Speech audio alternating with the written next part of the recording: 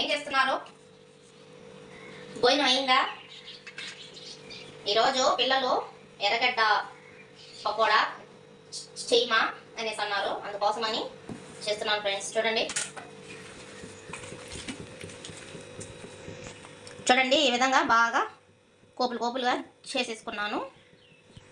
ఇందులో కొద్దిగా ఉప్పు, కొద్దిగా పసుపు, కొద్దిగా కారం, కొద్దిగా వాము,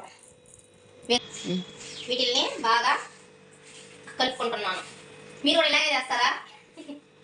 ఇలాగే చేస్తారా లేకపోతే ఇంకా ఏమన్నా వేరేగా చేసుకుంటారా? ఇప్పుడు ఇందులో శనగపిండి, ఇది ముందుగానే చల్లి పెట్టుకున్నానండి, మళ్ళీ అది చెల్లిపెట్టలేదని అనొద్దు. అలాగే కొద్దిగా కరివేపాకు వేసుకొని దీనిని కూడా బాగా కలుపుకుంటున్నాను. ఇంకేమి వాటర్ ఏమీ అవసరం లేదనుకుంటున్నా, అంటే మనకి ఈ ఎర్రగడ్డలోనే బాగా వచ్చేస్తుంది కదా నీళ్ళు. అవసరమైతే కొద్దిగా చిలకరించుకుందాం. నీళ్ళు సరిపోలేదండి, అందుకని కొద్దిగా వేస్తున్నా. ఈ విధంగా కలుపుకున్నాను కదా, ఆల్రెడీ నూనె పెట్టేసుకున్నాను, కాలిపోయి ఉన్నది. ఇది ఇప్పుడు ఇందులో వేసుకుందాం.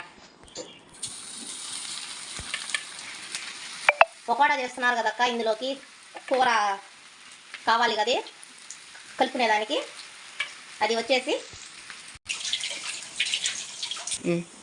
కలుపుకునేదానికి చూడండి పప్పుల్స్ చేశాను. ఈరోజు శనివారం కదా, ఇంకేముంటుంది కూర శనివారం రోజు. పప్పుల్స్ చేశాను, ఇంకా అన్నం ఆల్రెడీ వండేస్తున్నాను. ఇప్పుడు ఇది పకోడా, ఎర్రగడ్డ పకోడా వేగుతూ ఉంది.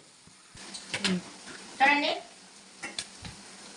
కాలిపోయింది ఎర్రగడ్డ పకోడా. ఇంకా కలర్ వచ్చినట్టు, మనము బయటికి తీసినా కూడా ఇంకా కొంచెం కలర్ చేంజ్ అవుతుంది. చూడండి పకోడీ, ఎర్రగడ్డ పకోడా అయితే బాగా వచ్చింది, కానీ చూద్దాం. బాగుంది కానీ ఉప్పు అయితే కొంచెం తగ్గి ఉండాలి ఫ్రెండ్స్.